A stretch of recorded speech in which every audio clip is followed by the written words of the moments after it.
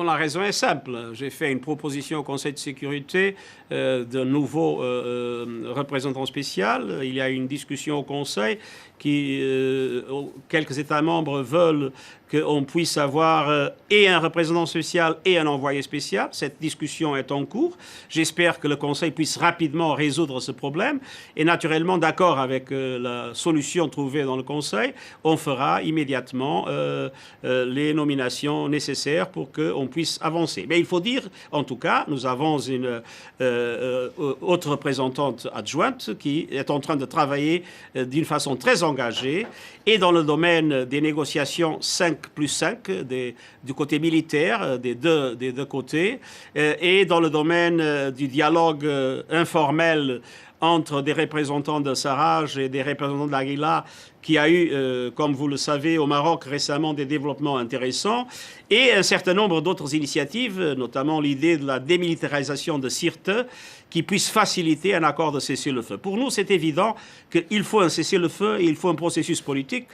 Et c'est une énorme frustration pour moi, je dois vous l'avouer sans aucun doute, c'est une énorme frustration que des résolutions du Conseil de sécurité, notamment sur l'embargo, ne soient pas respectées et qu'on ait un processus de Berlin, où j'étais moi-même, avec des chefs d'État d'un certain nombre de pays, qui sont des pays qui sont directement liés à la crise libyenne, qui se sont engagés à respecter ces décisions, à arrêter l'embargo, à arrêter l'envoi de mercenaires ou d'autres combattants. Et même avec ces décisions, et même avec ce compromis et cet engagement, on continue à avoir des armes qui arrivent d'un côté et de l'autre.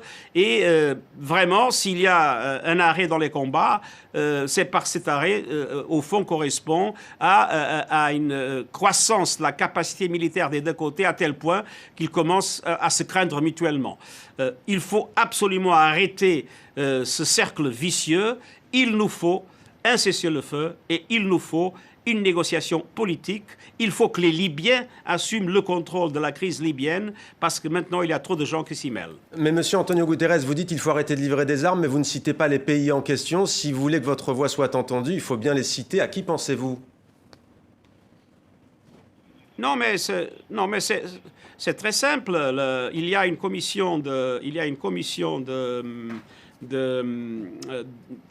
qui est une commission sur les sanctions, et cette commission vient de publier ses analyses, et ces analyses démontrent quels sont les pays qui ont transféré des armes dans le passé récent vis-à-vis la Libye. Alors c'est une liste publique qui est bien connue, et tout le monde maintenant a une pleine connaissance de ce qui se passe. Il n'y a aucune excuse pour ne pas agir.